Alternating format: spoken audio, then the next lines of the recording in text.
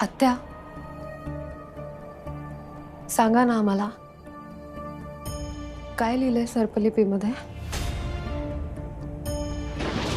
काही टेन्शन घेण्यासारखं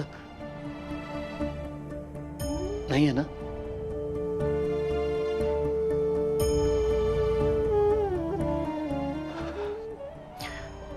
इंद्राणी आत्या जे काही असेल ते स्पष्टपणे सांगा, कारण मी आता हे सगळं स्वीकारलंय पूर्णपणे.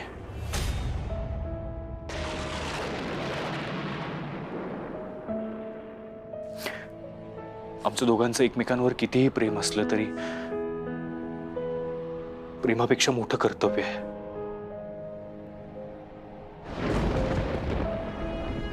नेत्रा, मी तयार आहे. तुम्हाला विरोचक म्हणून मार, मी तुझा अद्वैत म्हणून मरेन. तू तुझं कर्तव्य पूर्ण कर.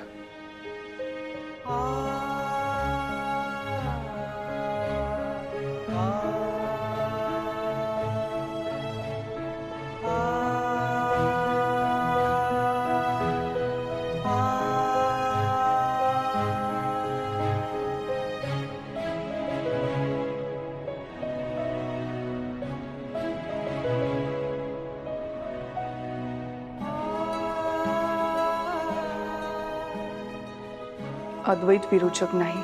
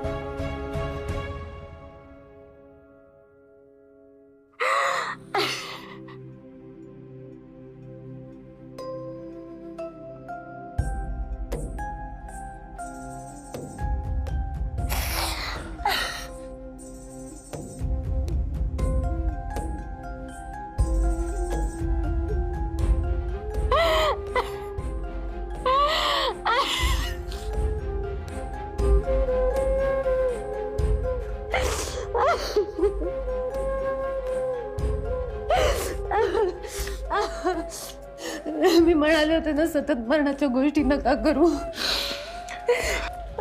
माझ्या हातून तुमचा वध शक्यच नाहीये. देवीच्या साक्षीने आपलं लग्न झालंय. हे तिने घडूच दिलं नसतं, मला माहित.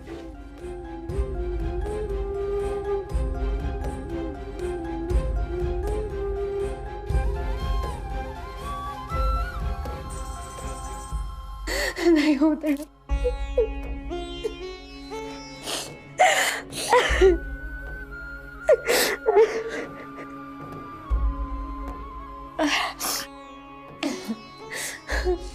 पण मग ती तिसरी पेटी अद्वैतच्या रक्तानं कशी उघडली?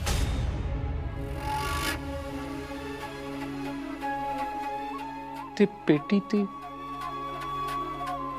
अद्वैतच्या रक्ताने पेटी उघडली कारण त्रेतायुगात अद्वैत विरोचक नाही, विरोचकाचा सेवक होता.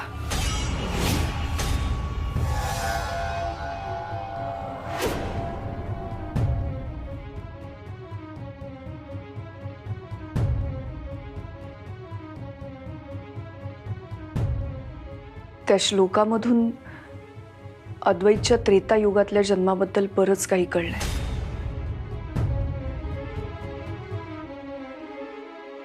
त्रेतायुगात जेव्हा विरोचक राक्षस आणि त्रिनयना देवी आईचं युद्ध झालं होतं, तेव्हा विरोचकाच्या सेवकाने देवी आईला मदत केली होती, म्हणजेच अद्वैतने.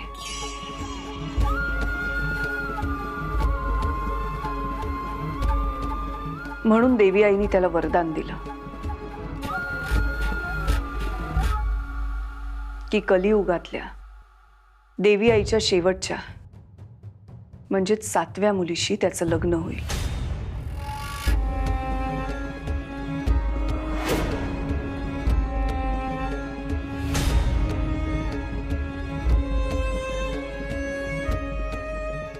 आणि कलियुगात होणाऱ्या ह्या युद्धात तो तिला मदत करेल. म्हणजेच तिचा सारथी होईल.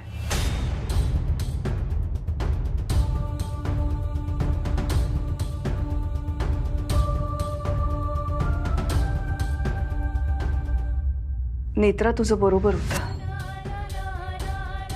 तुझं ह्या घरात येणं, अद्वैतच्या आयुष्यात येणं आणि तुमचं लग्न होणं,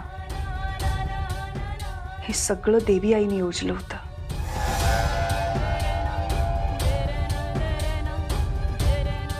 देवी आईचं वरदान असलेल्या मुलीला सांसारिक सुख, शारीरिक सुख नसतं. पण तुमचं लग्न देवी आईनेच ठरवलं. त्यामुळे हा नियम तुला लागू होत नाही. तुझ्या नियतीत मृत्यूयोग नाही.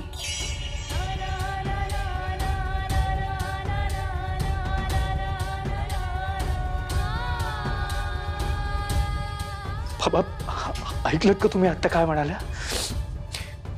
काही होणार नाहीये नेत्राला. आत्या, आत्या, थँक्यू सो मच. तुम्ही नेत्रा बरोबर होतात म्हणून हे सगळं होऊ शकलं. थँक्यू.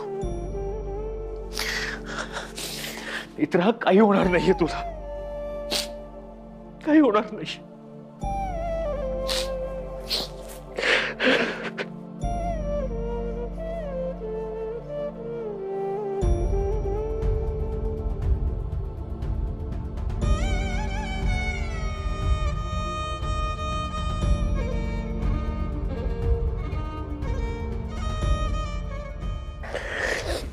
बस काय किती रडताय? बस रडू नका. मित्र, तुला माहित नाही हा क्षण किती मोठा आहे माझ्यासाठी. खूप मोठा रिलीफ आहे माझ्यासाठी. काही होणार नाहीये तुला.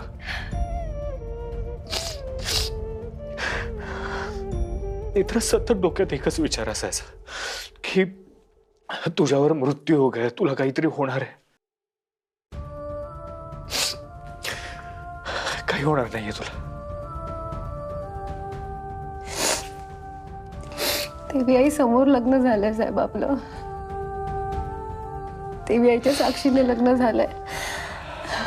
तुम्हाला आठवतं ना, लग्नाच्या दिवशी झालेला अंतर देवी आईने दूर केला होता.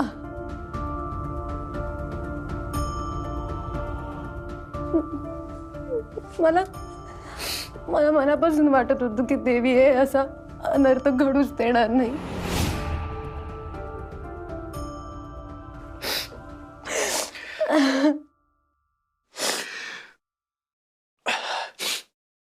मित्रा, आपण आईला जाऊन हे सगळं सांगूयात.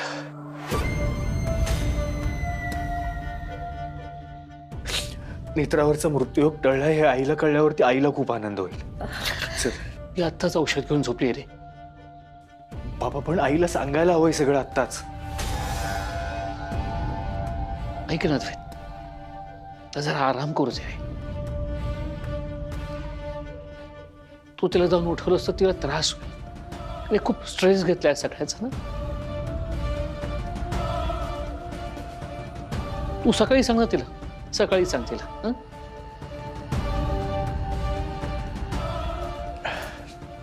ओके. साहेब, आपण देवघरात जाऊन देवी आईचं दर्शन घेऊया. मला देवी आईचे आभार मानायचे आहेत. चल.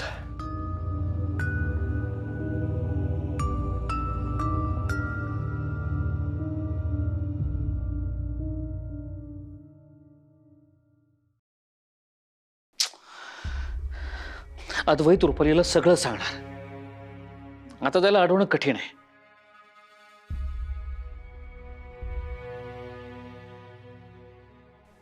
काय झालं? मी जे सांगितलं ते अर्धसत्य होतं.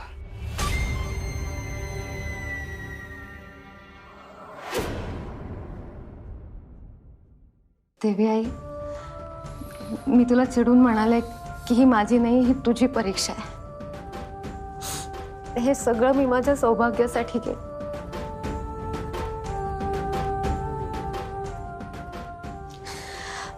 मला मनापासून वाटत होतं की ज्या लग्नाच्या गाठी तू जुळवल्यास त्या तू कधीच तुटू देणार नाहीस. आता तुझे खूप उपकार झाले असं म्हटलं तर तुला आवडणार नाही, पण देवी खरंच तुझे खूप मोठे उपकार झालेत माझ्यावर.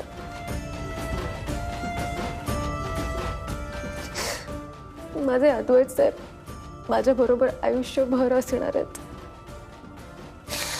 आणि मला खात्री होती या सगळ्यात अद्वैत साहेबांचा काहीच दोष नाही, त्यामुळे तू त्यांना काहीच होऊ देणार नाहीस.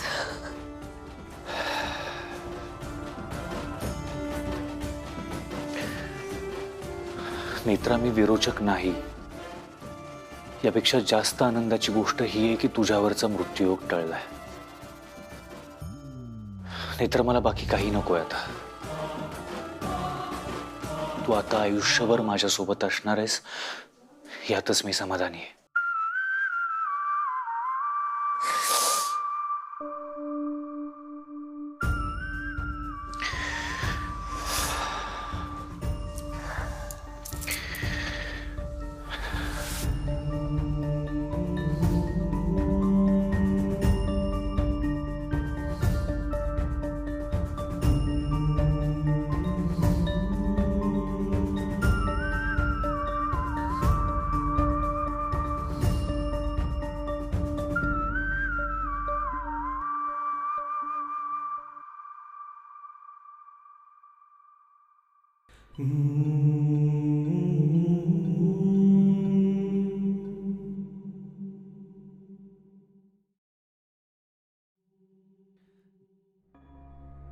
अद्वैत विरोचक नाही, नेत्राला मृत्यूयोग नाही. ह्या दोन्ही गोष्टी सकारात्मकच आहेत. पण जसं अंधारानंतर उजेड येतो हे जितकं खरं आहे तितकंच हेही खरं आहे की उजेडानंतर अंधार येतो. म्हणजे देवी आईने अद्वैत आणि नेत्राच्या सुखी भविष्याचा कौल दिला असला तरी सुद्धा ह्या सगळ्यात आपल्याला विरोचक राक्षसाला विसरता येणार नाही. तुम्ही काय बोलतोय मला खरंच कळत नाही. रूपाली विरोचक आहे.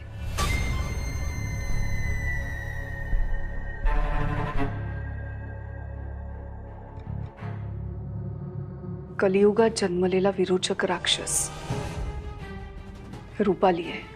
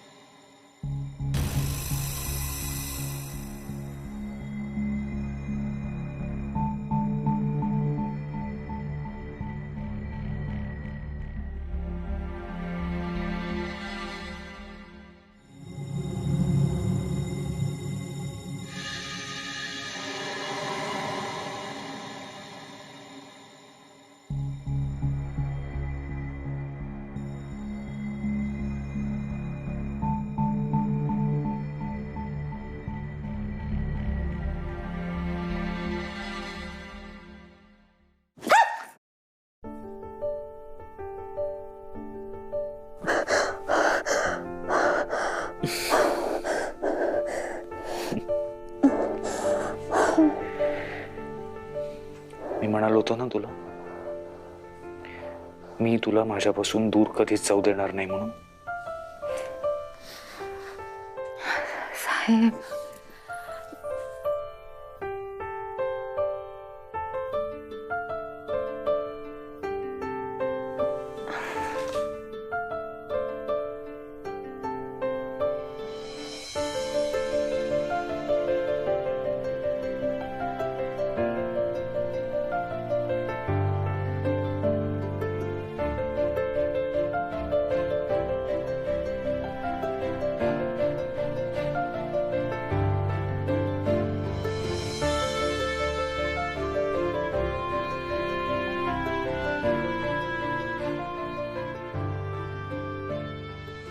मला आजही तो दिवस आठवतो जेव्हा मला कळलं होतं की या लग्नामुळे तुझ्यावर मृत्यूयोग ओढावलाय. खरं तर तो मृत्यूयोग मला होता, पण माझ्याशी लग्न करून तो मृत्यूयोग तू स्वतःवर घेतलास.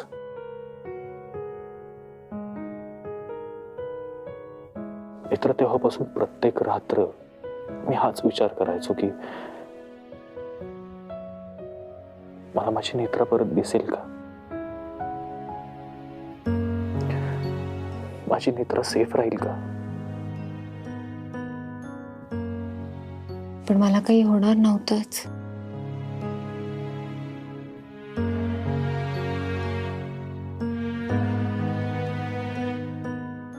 एक मुलगा मला म्हणाला होता, नेत्रा, तुझ्या आणि मृत्यूच्या मध्ये मी उभा राहीन. तुम्ही जर माझ्या आणि मृत्यूच्या मध्ये उभे राहिलात तर मला कसं काही होईल.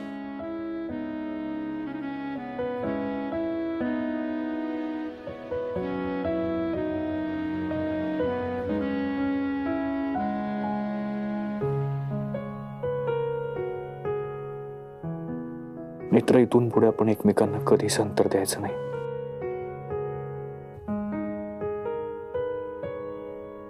कधीच नाही.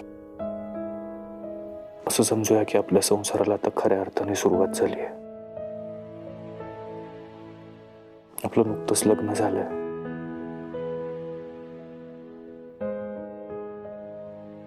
तू माप ओलांडून या घरात आलीयस आणि आज आपल्या लग्नाची पहिली रात्र आहे.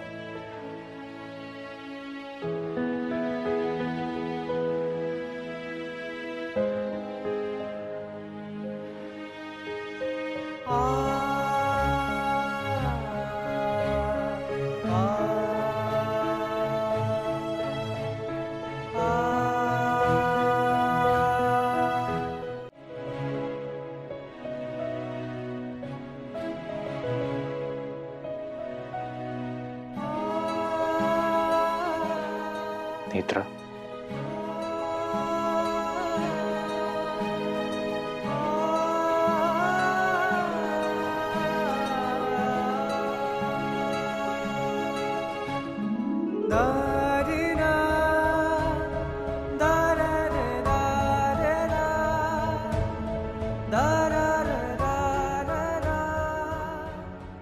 नेत्रा, माझ्याकडे बघ तरी. तुमच्या डोळ्यात पाहिलं की मला काहीतरी होतं.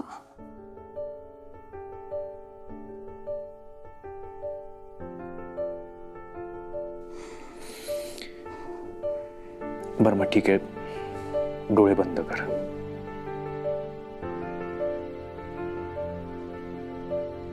डोळे बंद कर.